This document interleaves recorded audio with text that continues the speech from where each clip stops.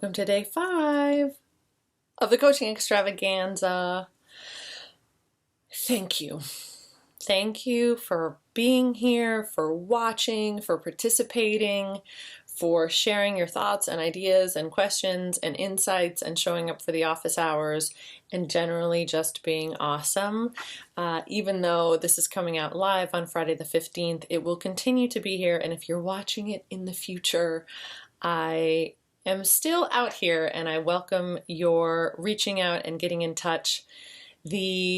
All of the extravaganza details and videos and blog posts are over on the website at allegrastine.com/extravaganza. And you can also find a way to connect with me there and get on the list if you want future updates or announcements.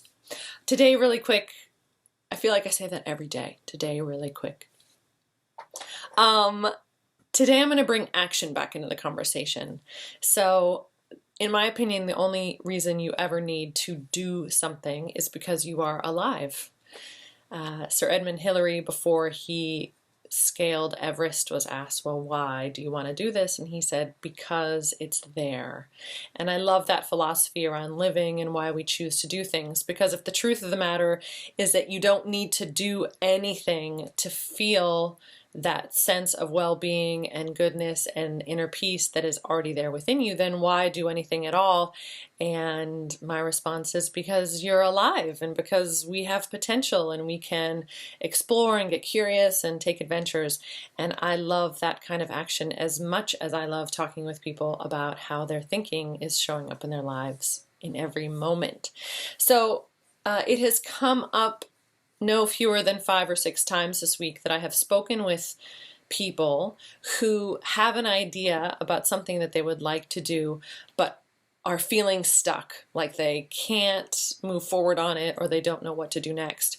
So imagine for a moment that here you are right now, and here is this thing out here that you have identified as being something that you would like to do.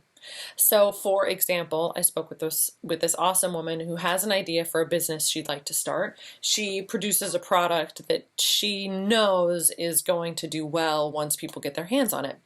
She also has all of the contacts lined up and the circle of people and network that can really help that come to life pretty easily. So she has this idea about this thing that she wants, and here she is now. And when we first started talking, what I realized was that what was keeping her from even taking one step closer to this possible future was a lot of thinking. And most of that thinking was around future stuff. So she was saying to me, I've just never been very good with money. I've never been very good with money.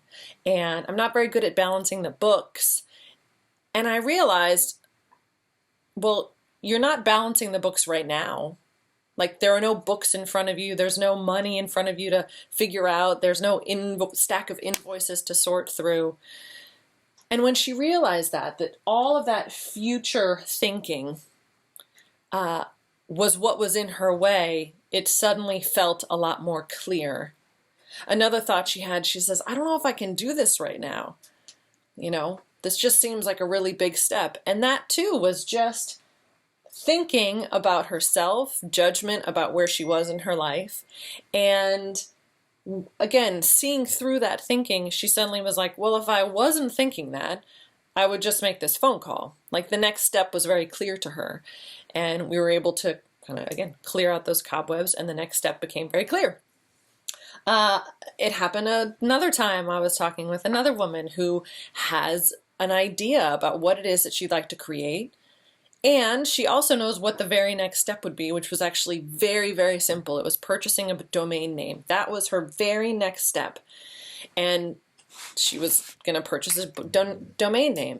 The only thing that was keeping her from taking that step was all of the thinking about what that could mean in the future. Well, how am I going to create this? What am I going to do? How am I going to figure this out? Where are the people going to come from? And thinking about other people. What are they going to think? What's my mother going to think? All of that noise was the only thing in the way between her and taking that very next little step.